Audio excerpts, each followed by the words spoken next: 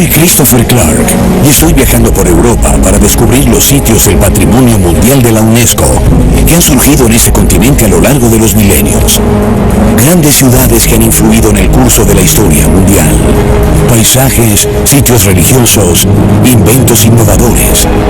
Todo esto y mucho más es lo que define a Europa.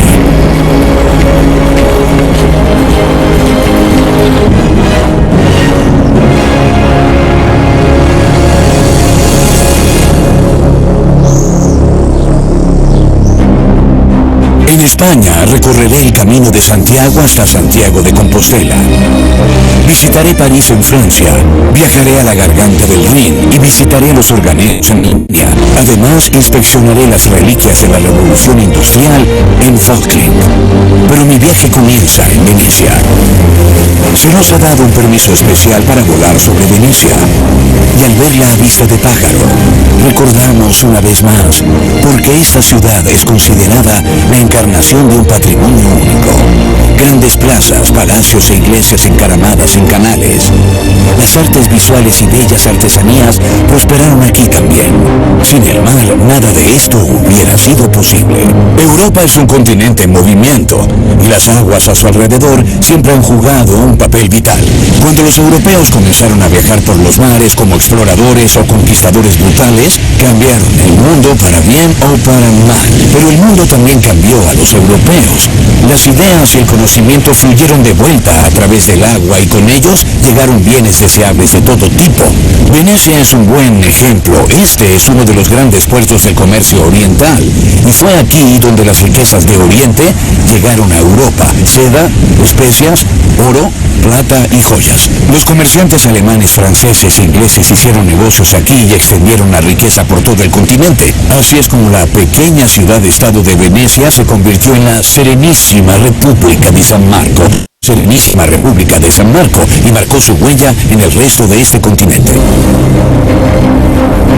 En lo alto de la ciudad, en la parte superior del campanile, el campanario de la Basílica de San Marcos, se cierne el arcángel Gabriel dorado.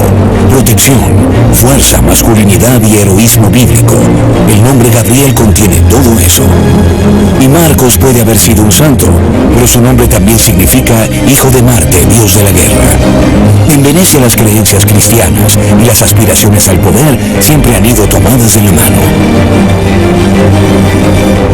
Los venecianos fueron los principales participantes en las cruzadas desde el principio, pero en algún momento se interesaron menos en liberar a Jerusalén de sus gobernantes árabes y se centraron más en expandir su esfera de influencia, culminando en su conquista de Constantinopla en 1204. La famosa cuadriga en la Basílica de San Marcos no es más que arte saqueado de la capital bizantina en el Bósforo.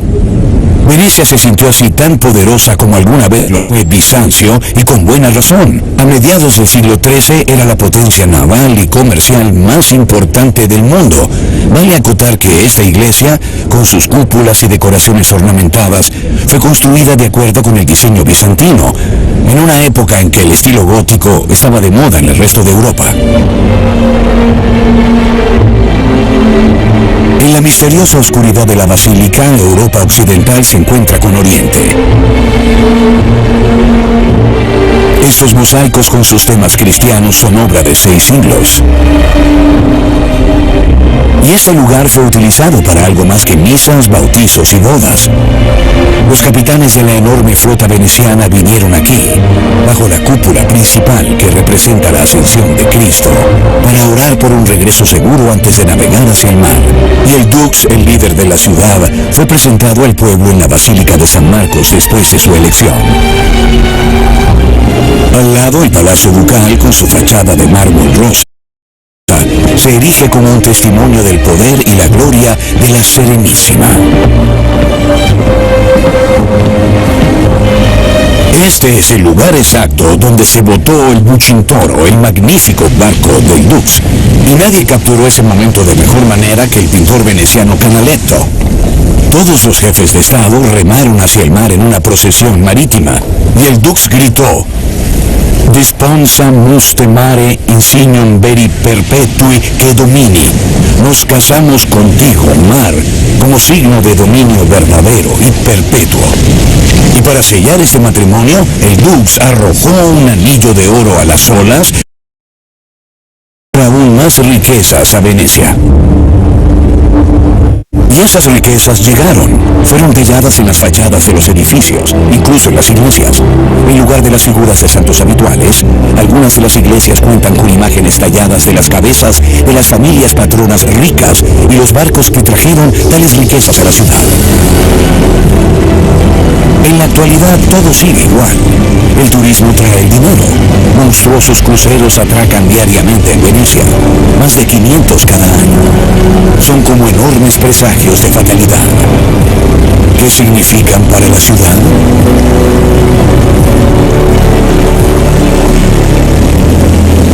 El turismo es un beneficio para la ciudad de Venecia, pero también es una amenaza, ¿cierto? Ahora estamos viendo los famosos grandes barcos, los cruceros que se están beneficiando. ¿Estos que vemos aquí? Sí, estos mismos. En estos momentos hay un debate muy agitado sobre su beneficio y su verdadera utilidad para Venecia. Estos cruceros solo representan un 2% de turistas, que son muy pocos en comparación con el resto. Aún así son turistas que se quedan muy poco tiempo en la ciudad, que la invaden durante unas horas y luego se van. Así que no aportan nada a la ciudad de Venecia y, de hecho, solo contribuyen al aumento del turismo masivo. Los cruceros a Venecia han sido una industria importante durante algún tiempo. Las corporaciones internacionales y las autoridades portuarias ganan millones con estos inmensos barcos cada año, pero los venecianos apenas ven un centavo de estos ingresos. Hay mucho en juego para Venecia. La ciudad debe estar protegida de los problemas causados por el turismo excesivo. A muchos venecianos les gustaría ver a su ciudad en la lista roja de la UNESCO de sitios del patrimonio mundial en riesgo. Hasta ahora solo se han producido vagos intentos de solución. 30 millones de visitantes al año son demasiados. Lo que parece una ciudad cohesionada desde el aire fue una vez más de 120 islas separadas en una laguna pantanosa. Estaban conectados entre sí por más de 400 puentes y se cavaron canales para servir como rutas de transporte. Y así es como se creó Venecia en el siglo V, cuando Atila el Huno devastó el reino circundante de Venecia. Muchas personas pudieron escapar a un lugar seguro en estas islas. Pero ¿cómo lograron construir una ciudad en un pantano?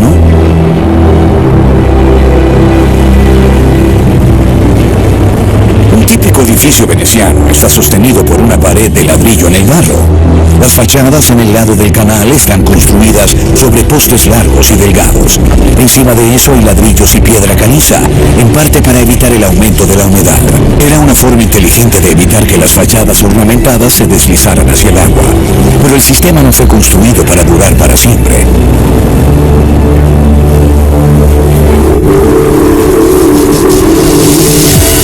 Ahora esos impresionantes edificios se hunden unos 3 milímetros cada año. Las olas de proa y las hélices de los barcos agitan el agua, desprendiendo lentamente la argamasa entre los ladrillos. Los cimientos se están desmoronando y la ciudad comienza a hundirse. El mórbido encanto de Venecia adquiere un nuevo significado. Pero las razones de esta catástrofe inminente son parcialmente locales. Esto se debe, por supuesto, al cambio climático que está ocasionando el aumento del nivel del agua en todas partes, lo cual nos lleva a pensar en la necesidad de una estrategia global, no solo local, para la protección de Venecia. No podemos depender únicamente de la gestión municipal, del gobierno local. Venecia es un patrimonio de la humanidad, por lo que debería ser un problema de todo el mundo, no solo nuestro, no solo de los venecianos. Venecia no solo se está hundiendo, sino que se está ahogando. Al llegar las mareas altas, el primer lugar en inundarse es siempre la plaza de San Marcos. Ha estado sucediendo durante siglos, pero en los últimos años, las inundaciones han han sido más frecuentes y peligrosas. Y están pasando factura a la laguna de Venecia, que también es patrimonio de la humanidad por la UNESCO. El aumento del nivel del mar también ha tenido consecuencias aquí. La erosión y un nuevo y más profundo canal para los cruceros están convirtiendo la laguna en parte del mar abierto. Fue realmente la laguna de Venecia la que dio origen a la ciudad. Aquí es donde todo comenzó.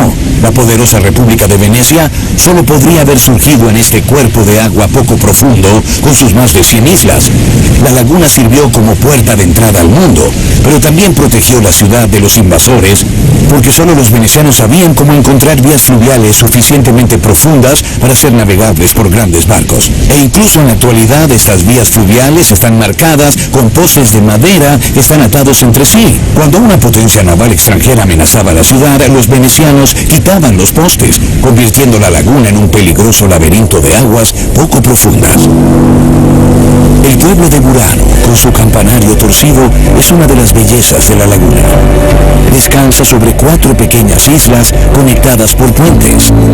Hoy en día muchos isleños aún viven de la pesca. Al igual que los venecianos, viven entre la tierra y el mar e intentan superarse unos a otros pintando sus casas con los colores más brillantes, como si desafiaran un futuro incierto, ya que los cambios ambientales que tienen lugar en la laguna también están afectando a los pescadores de Burano. Muchos de ellos han comenzado a especializarse en la captura de moleque, los cangrejos de la laguna de Concha Blanda de Venecia. Sebastiano es uno de estos pescadores. Estamos navegando hacia sus caladeros.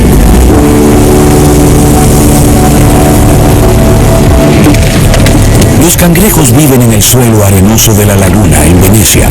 Se consideran gioielli, joyas o un manjar.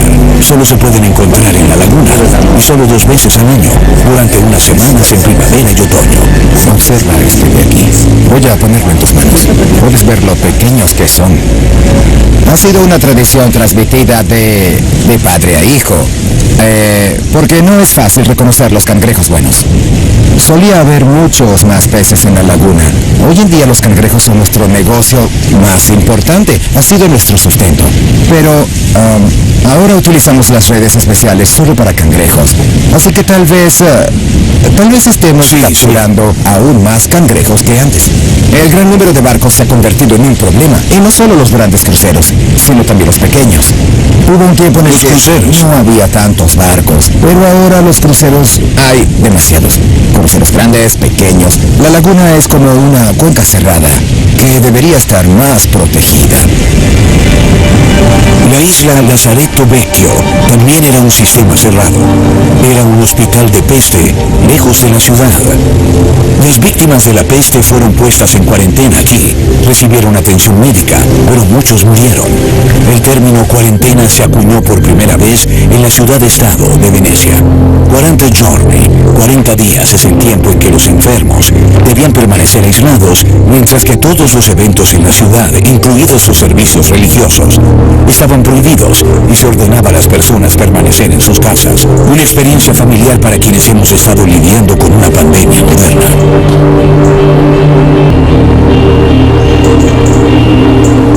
La peste negra regresó a Venecia en el siglo XVII y esa vez fue más virulenta que nunca.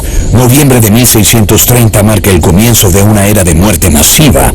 Las autoridades sanitarias venecianas registraron 14.465 muertes solo en el mes de noviembre. Los infectados que seguían con vida fueron puestos en cuarentena en la isla de Lazaretto Vecchio. Era un verdadero infierno. Los enfermos estaban hacinados 3 o 4 en una cama. La asistencia médica era prácticamente inexistente. Las expectativas de recuperación eran desalentadoras. Fosas comunes con hasta 1.500 cadáveres fueron excavadas en esta isla. Las heridas infligidas a la ciudad por la peste nunca sanaron y Venecia nunca será restaurada a su antigua gloria. Abandonad toda esperanza quienes aquí entráis. Está escrito sobre la entrada al infierno en la Divina Comedia de Dante. No puedo evitar recordar estas palabras cuando entro en Lazaretto Vecchio.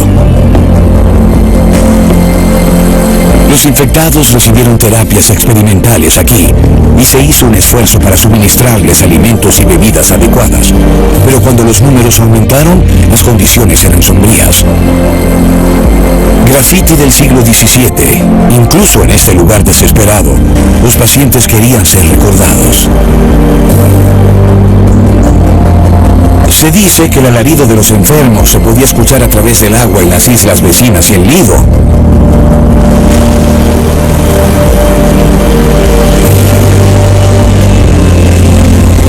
Las instituciones y la arquitectura de las iglesias cristianas han dejado profundas marcas en la identidad de este continente. Me dirijo a Santiago de Compostela en España, la capital de Galicia. Santiago es el destino de todas las rutas y senderos del Camino de Santiago, una red de rutas de peregrinación que atraviesan Europa. La ruta principal pasa por el norte de España, donde me encuentro ahora.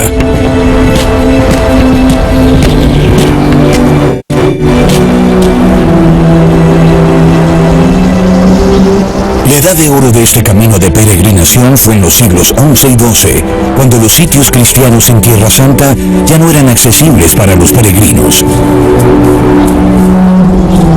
En nuestros días es difícil imaginar los devotos que debieron ser los cristianos de esa época para hacer esta peregrinación hasta los confines de Galicia. El mundo de los peregrinos fue moldeado por santos y reliquias por su deseo de estar cerca de ellos y cerca de Dios. El viaje hacia Dios era, al menos en teoría, un viaje lejos del pecado. Los peregrinos sacrificaban todo en esos tiempos oscuros y peligrosos para viajar a través de Europa a pie. Y a lo largo del camino aún se puede sentir algo, tal vez el vigor de la Europa cristiana que cruzó todo el continente y se extendió a Gran Bretaña e Irlanda. Incluso en el siglo XII, todo lo que había que saber sobre esta ruta de peregrinación estaba documentado con precisión en un libro, el Liber Sancti Jacobi, escrito por un sacerdote. Este libro no solo describe la ruta en sí con gran detalle, también advierte a los peregrinos de los peligros que podrían enfrentar, enfermedades, posaderos deshonestos a lo largo de la ruta, bandoleros e incluso prostitución, que era un comercio muy activo cerca de Puerto Marín. En otras palabras, el viaje a Santiago tenía una dimensión sagrada y mundana, y esta guía del peregrino es tan práctica como espiritual. Pero el libro se centra principalmente en los numerosos milagros atribuidos a Santiago. Además, incluye oraciones e himnos. Pater familias rex universorum.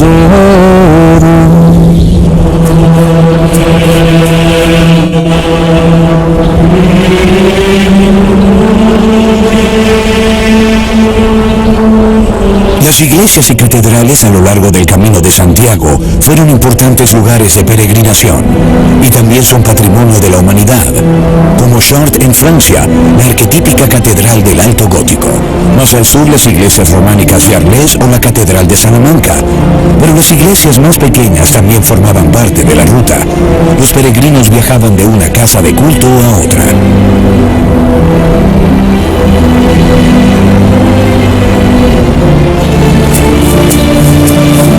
Hoy nos encontramos con peregrinos de todo el mundo y de todas las culturas en el Camino de Santiago. La concha de vieira del Océano Atlántico es la insignia y símbolo de la peregrinación a Santiago.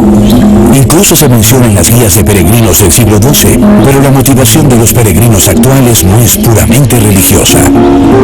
Quieren aprender algo sobre sí mismos, conocer a otras personas, comunicarse con la naturaleza e inspirarse en los hermosos paisajes y la vida de los pequeños pueblos al borde del camino, un cambio positivo para los citadinos. El viaje tiene menos que ver con la religión formal que con la espiritualidad. Hace 50 años, estos senderos estaban prácticamente desiertos, pero a finales de los años 80, el Camino de Santiago experimentó un renacimiento. Y en 1993 fue declarado Patrimonio de la Humanidad por la UNESCO. Ahora hay años en los que 300.000 peregrinos recorren el Camino de Santiago.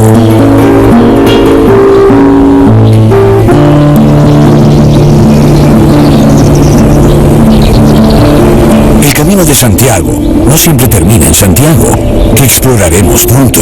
Desde la Edad Media, los peregrinos han extendido su viaje hasta el extremo más occidental de España, en la costa atlántica, y por una muy buena razón. Santiago de Compostela significa Santiago en el campo de estrellas. Se dice que este apóstol de Jesús está enterrado en la Catedral de Santiago. Es una historia un poco turbia. Aquí en el fin del mundo, Finisterrae, como le llamaban los romanos a esta región, es donde predicó e intentó difundir el cristianismo, sin mucho éxito, cabe destacar. Luego, cuando regresó a Palestina en el año 44 después de Cristo, fue asesinado por el rey Herodes Agripa I. Sus discípulos lo enterraron en un sarcófago que colocaron en un bote y lo empujaron hacia el mar Mediterráneo. A través de la divina providencia, el barco desembarcó créanlo, en la costa gallega, y el sarcófago fue enterrado donde hoy se encuentra la catedral, o eso dice la leyenda.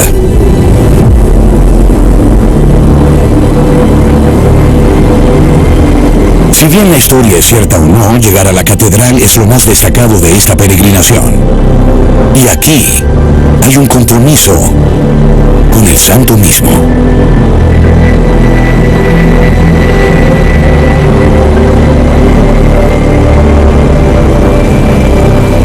Aquí, detrás de la estatua de Santiago, es donde termina el arduo viaje, un viaje que tiene un significado muy especial y personal para cada peregrino. Agotado, abrazan al santo y luego regresan a la vida cotidiana, una vida que tal vez haya sido cambiada por el viaje del peregrino.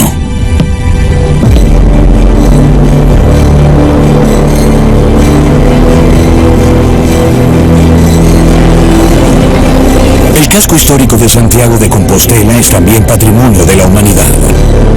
El constante tráfico de visitantes transformó la ciudad en un próspero centro cultural.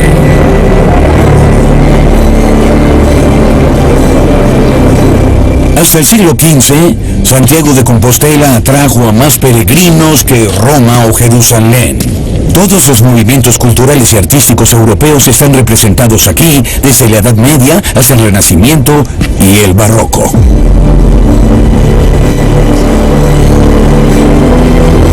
La arquitectura de Santiago habla de una Europa que estaba conectada a través de fronteras étnicas y geográficas. Hoy en día, estas conexiones son globales y se materializan en los encuentros entre personas que llegan al final de su peregrinación en Santiago de Compostela. El viaje es una experiencia compartida, pero tiene un significado diferente y muy personal para todos los que lo emprenden. ¿De dónde eres? De Perth, Australia. Perth, Australia. Sí. Oh, fantástico. Yo soy de Sydney. Oh, sí. ¿Y tú de dónde eres? Soy de Colombia, específicamente de Bogotá. Quería desafiarme a mí mismo, supongo. Quería tener un poco de tiempo para pensar sobre algunas cosas en mi vida, algunas direcciones en mi vida. Porque la gente, como él decía, se enfocan en las cosas simples de la vida y de pronto se dan cuenta de que lo que solía preocuparles no era tan grave y que hay muchas maneras de disfrutar la vida, como el senderismo. ¿Por qué lo hicimos? ¿Por qué lo hice? Sí. Bueno, supongo que estaba un poco perdida y necesitaba tiempo para conocerme mejor. Por eso, sí. La misa para los peregrinos, celebrada en la catedral, es un espectáculo increíble. Después de leer todos los nombres y nacionalidades de los peregrinos que han llegado a Santiago, los tiraboleiros entran en acción. Son los hombres con túnicas de terciopelo rojo que levantan el botafumero, un enorme incensario.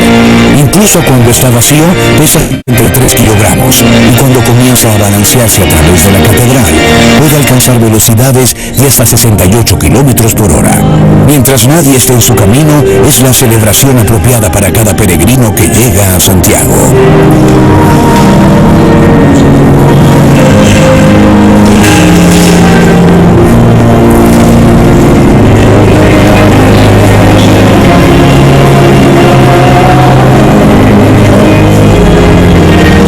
Los peregrinos devotos reciben la Sagrada Comunión, acompañada por el canto de himnos y el órgano barroco.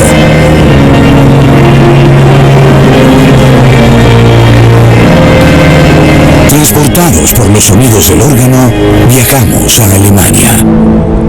La organería, como tradición alemana, está incluida en la lista del Patrimonio Cultural Inmaterial de la UNESCO. Mi ruta hacia los organeros de Bonn me lleva a través de la garganta del río Rin. Su incomparable paisaje, sus castillos y su rica historia le han valido el estatus de Patrimonio de la Humanidad. Durante 2000 años, el Rin ha sido una de las rutas más importantes de intercambio cultural entre el norte y el sur de Europa. Ha servido alternativamente como frontera y como puente entre culturas. Pero siempre ha jugado un papel vital en la historia de Europa Occidental. Las tradiciones de la viticultura y el transporte marítimo tienen profundas raíces en esta región. En ningún otro lugar del mundo se encuentra una variedad tan densa de castillos y palacios históricos como aquí, a orillas del Rin. En la Alta Edad Media fueron el centro de la vida política y cultural. Cada uno de estos castillos tiene su propia historia. Eran oficinas de aduanas, fortalezas estratégicas o propiedades aristocráticas ocupadas por varones ladrones, obispos o comerciantes ricos. Mi viaje me lleva a un largo trayecto por el Rin. La organería es una tradición que se ha transmitido y mantenido de generación en generación. Estoy ansioso por aprender más al respecto en este taller. UNESCO incluye la organería y la música de órgano alemanas en su lista del Patrimonio Cultural Inmaterial. En parte porque Alemania tiene la mayor concentración de órganos en todo el mundo. Hay unos 50.000 en este país. Compositores alemanes como Buxtehude, Pachelbel, Bach y Handel dieron forma a la naturaleza de la música de órgano en todo el mundo. El órgano siempre fue un instrumento cosmopolita, su historia es global, pero en Alemania parece haberse convertido en parte de la identidad del país. Por más de 100 años, los talleres de la familia Kleis en Bonn han estado produciendo órganos para el mundo entero. Señor Kleis, ¿a qué se debe que el órgano sea un instrumento tan especial? Lo más fascinante de un órgano y lo que lo ha hecho completamente único durante 2300 años es una idea que se le ocurrió al inventor Ctesibio, separar el suministro de energía de la interpretación del instrumento. Se lo demostraré. Hay un fuelle aquí, solo debo levantarlo. Luego necesito darle un poco más de aire y listo.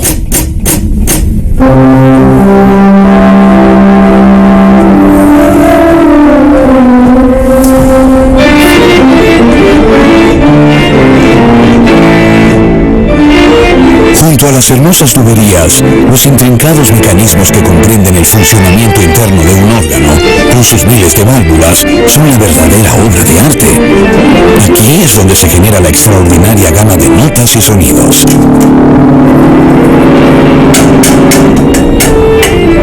Aquí observamos una aleación de estaño en proceso. Me siento como si estuviera en el taller de un alquimista. Cada proporción de cada metal en la aleación influye en las características de la futura tubería. Esta fase temprana ya determina cómo sonarán los tubos del órgano en el instrumento terminado. Una vez que el metal se ha enfriado, se corta en trozos y luego se enrollan alrededor de moldes llamados mandriles para luego soldarlos. Cada órgano necesita al menos 150 de estas piezas. Algunos necesitan miles.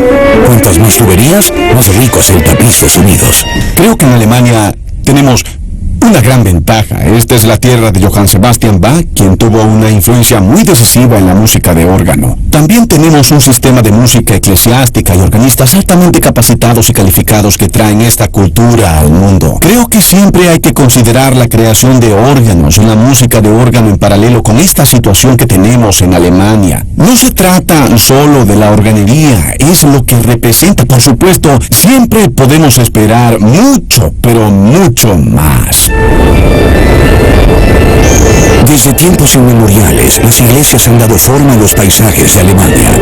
La iglesia de peregrinación de Wies, cerca de Steingatten, en las estribaciones alpinas de Baviera, es una de las iglesias rococó más famosas del mundo y es patrimonio de la humanidad por la UNESCO. La piedra angular se colocó en 1746, durante la edad de oro del rococó, una variante del barroco. Este órgano es una obra maestra excepcional. La iglesia entrelaza la jovialidad y la exuberancia del estilo barroco tardío en uno de los temas más importantes del cristianismo, la salvación del hombre a través del sufrimiento de Jesucristo. El fresco del techo representa el regreso de Cristo y la salvación del mundo a través de la misericordia de Dios. Las puertas del cielo son una promesa a los fieles.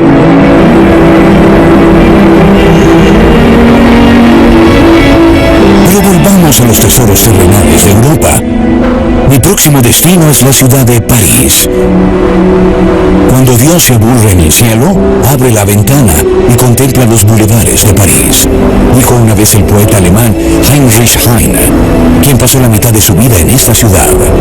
París ya era un lugar distinguido e importante en la Edad Media, pero su estatus como el criterio global para la elegancia urbana y la sofisticación es un desarrollo del siglo XIX. La ciudad de las luces, la ciudad del amor y un sinfín de clichés. Y sin embargo, París sigue siendo un lugar de singular belleza, especialmente este tramo a lo largo de las orillas del Sena, bordeado de elegantes edificios y plazas. No hay otro lugar en el mundo donde la historia de todo un país se concentre en una ciudad como en París, a orillas del Sena.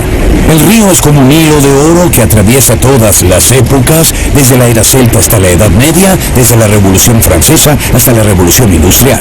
Muchos de los eventos e ideas que cambiaron el mundo nacieron aquí, en París. El poeta nacional francés Victor Hugo llegó a decir que el mundo entero se reflejaba en esta ciudad. Tal vez hay un poco de arrogancia francesa en esa opinión, pero no está del todo errado. Esa isla de allí, la isla de la Cité, es donde todo comenzó.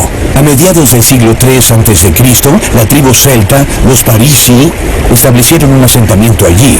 Y esa moneda de oro que entró en circulación entre los celtas, poco después parece un presagio del gran futuro de la ciudad. Hay una criatura extendiendo sus alas, lista para volar. Los celtas llamaron Lukhtei, lugar de pantanos, a su ciudad en el Sena. Primero se ganaban la vida pescando, luego comenzaron a cobrar peajes a cualquiera que atravesara el río. Su ciudad se había convertido en un importante centro comercial. Luego César conquistó la Galia, llegaron los romanos y establecieron una ciudad colonial en la orilla izquierda del Sena. La llamaron Lutexia Parisiorum, la ciudad pantanosa de los Parisi. En el siglo V, los merovingios bajo el rey Clodoveo expulsaron a los romanos de París, y la isla de la Cité se convirtió en la capital de Clovis. Comenzaron a construir a orillas del Sena. En la Edad Media la ciudad creció sin descanso. La isla de la Cité, en medio del río, se convirtió en el corazón de la ciudad, donde ahora se encuentra la majestuosa Catedral de Notre Dame. Los grandes edificios, como las grandes montañas, son obra de siglos, dijo Victor Hugo. El tiempo es el arquitecto y las personas los albañiles.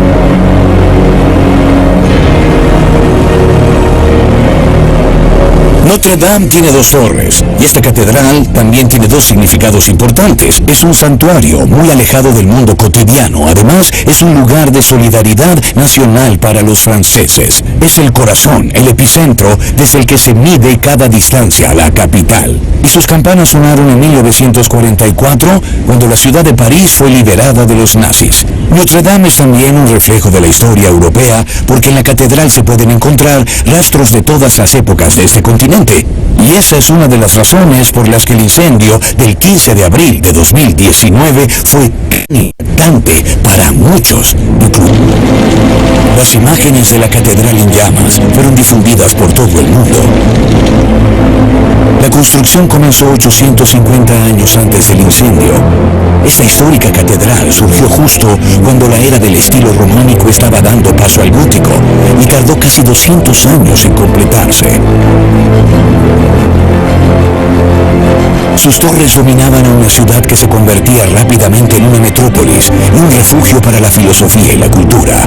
Se fundó la Universidad Sorbona, se construyeron teatros e incluso el hambre y la peste no hicieron nada para obstaculizar el rápido ascenso de París. El río siguió siendo el sustento de la ciudad, asegurando el flujo del comercio. Fue entonces cuando la famosa autoconfianza parisina comenzó a unirse. Se veían a sí mismos como el centro de Europa. El rey encargó la construcción de un elegante y grandioso palacio en la orilla derecha del Sena, el Louvre.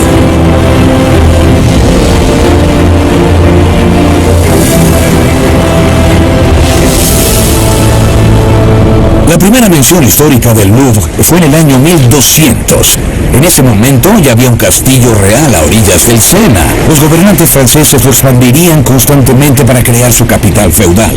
Francisco I, Catalina de Medici mientras era reina de Francia, Enrique IV y por supuesto todos los Luis.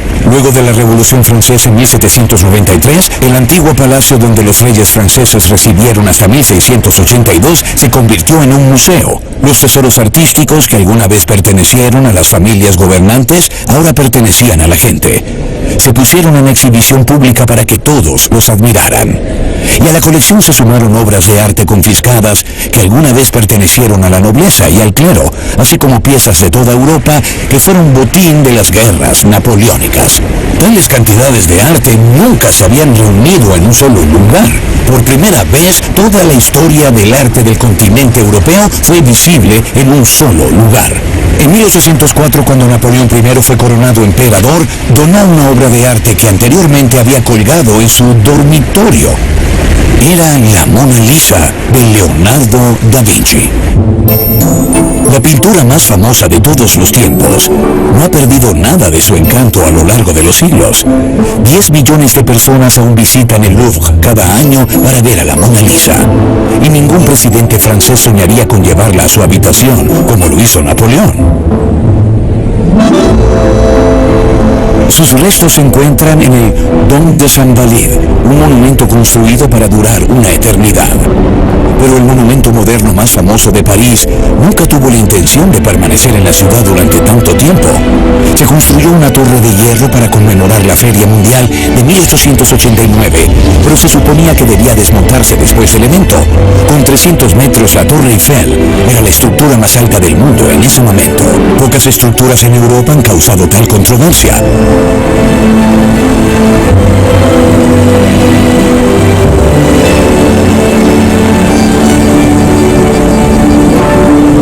La Torre Eiffel, de 324 metros de altura, fue construida para conmemorar la Expo de París de 1889 y el 100º aniversario simultáneo de la Revolución Francesa. Después de eso, debía ser desmantelada. La mayoría de los parisinos en ese momento sentían que la torre, que es uno de los principales puntos de referencia de la ciudad hoy en día, era un gigante de acero. El autor Guy de Maupassant, que murió en 1893, a menudo cenaba en el restaurante de la Torre. Decía que era el único lugar en París donde no se veía obligado a mirar la torre. Otra exposición mundial se celebró en París en 1900. Se convirtió en el escenario principal de la carrera tecnológica que había comenzado con la Revolución Industrial.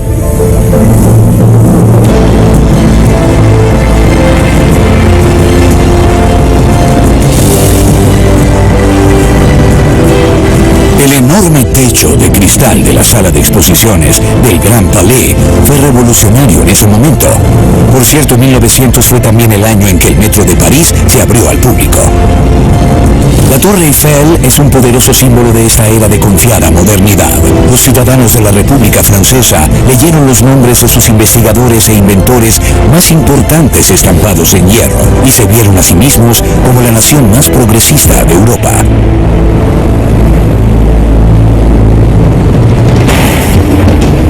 Y de hecho, hecho, fue un francés llamado Denis Papin quien hizo mucho para explorar el principio detrás del motor de vapor en 1690.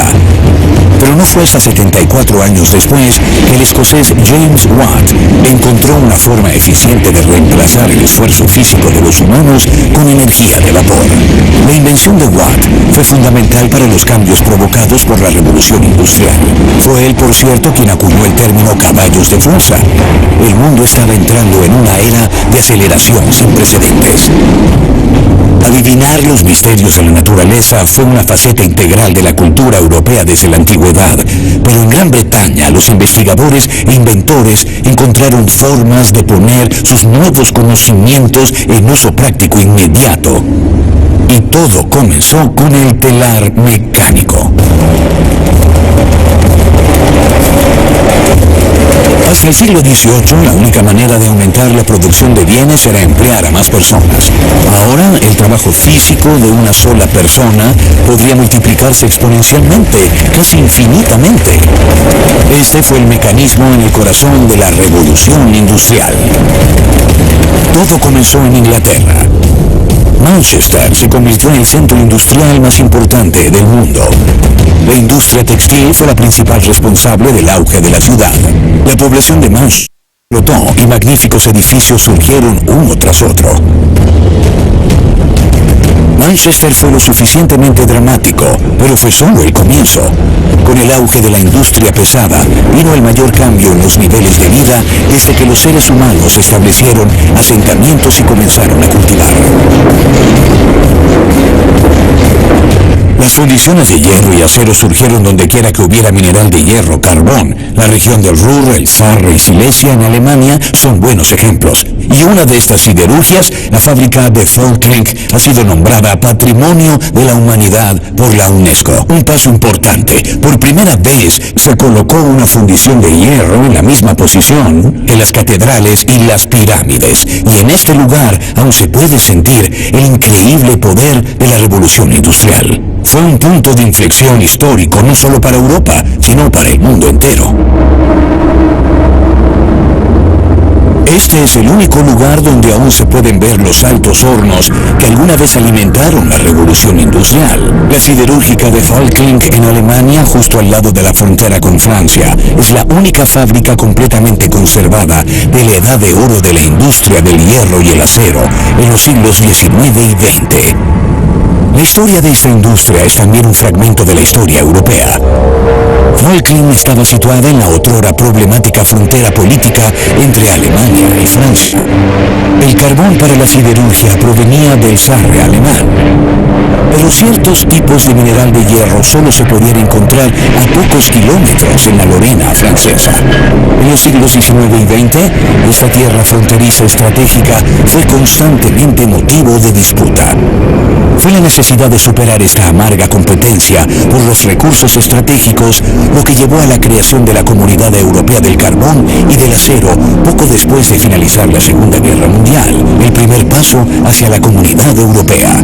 Carbón, hierro y acero. Los bloques de construcción de Europa.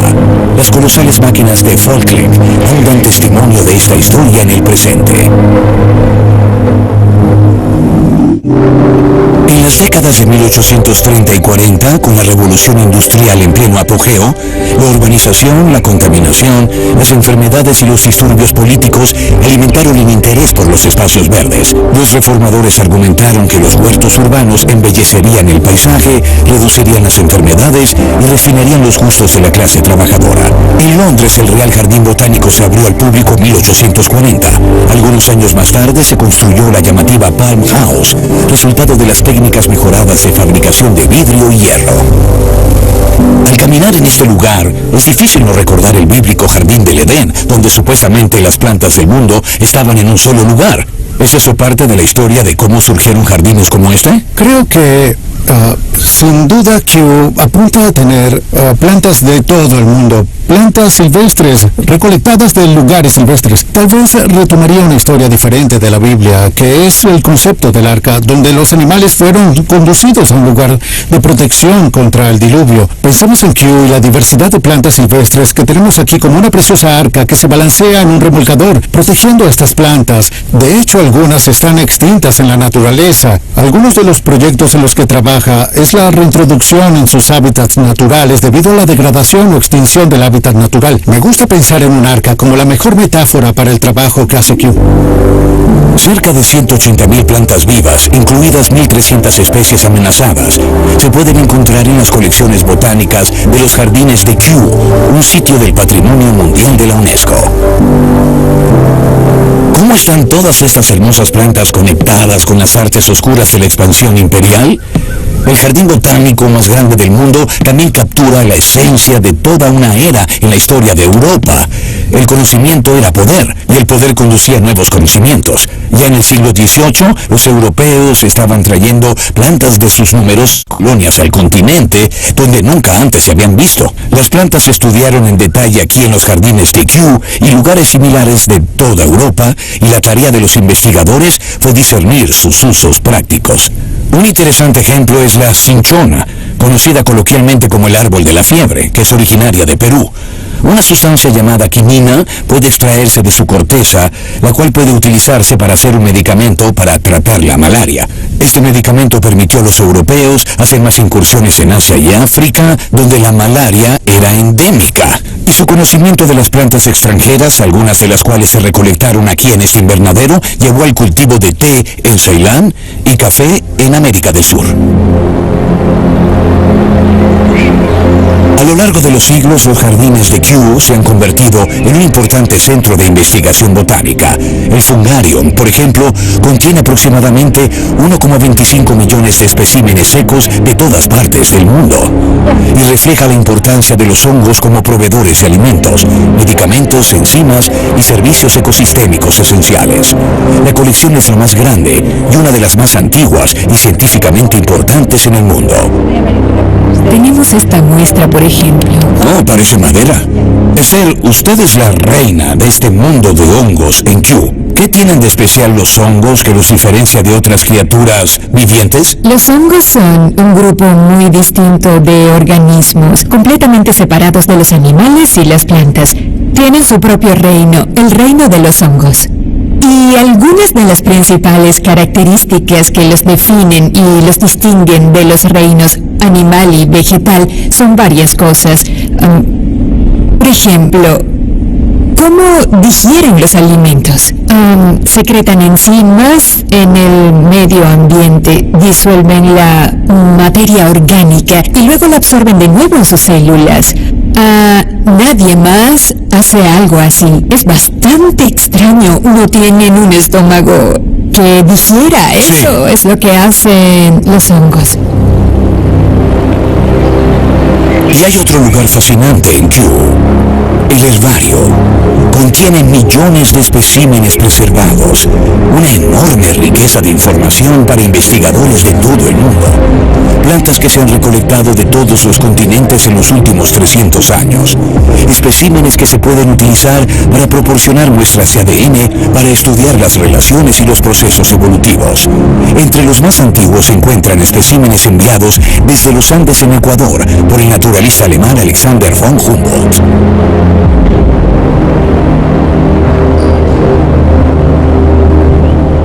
¿Cuántas muestras tienes en total en el herbario de Kew? En el herbario tenemos unos 7 millones. No sabemos exactamente cuántos tenemos, nunca los hemos contado, así que es una estimación. Pero sí unos 7 millones. Y los recogemos para entender la diversidad vegetal. Kew es bueno buscando especies endémicas o en peligro de extinción o muy útiles para obtener sus semillas y ponerlas en el banco de semillas. Tenemos un banco de semillas en Whitehorse Place. Es un banco al que podemos recurrir para ayudar a poner especies de nuevo en la naturaleza. Pero no no se trata solo del pasado. Las plantas individuales se conservan en los jardines de Kew para que las generaciones futuras puedan estudiar la biodiversidad. Quiero presentarles a Encephalartos uji. La planta más solitaria del mundo ha estado creciendo aquí en los jardines de Kew desde 1899. Es una cícada y proviene originalmente de Sudáfrica. Estas plantas se extinguieron hace mucho tiempo en su tierra natal, pero este espécimen es uno de los últimos en el mundo, una planta macho. Eso significa que se debe encontrar una planta hembra para mantener viva esta especie. Por desgracia, a pesar de una larga búsqueda, los investigadores hasta ahora no han podido encontrar una. Afortunadamente, con el cuidado adecuado, estas plantas pueden vivir mucho tiempo. Mientras tanto, los expertos continúan desesperadamente su búsqueda para encontrar una novia para este árbol, y tal vez algún día sus largos años de soledad lleguen a su fin. Pero una cosa está clara. Frente al cambio climático y la invasión humana cada vez más profunda en el mundo natural, los jardines botánicos de Europa se están convirtiendo cada vez más en tesoros, donde los visitantes pueden admirar especies de plantas que están extintas en otros lugares. Sin duda, eso es más valioso que todos los diamantes del mundo.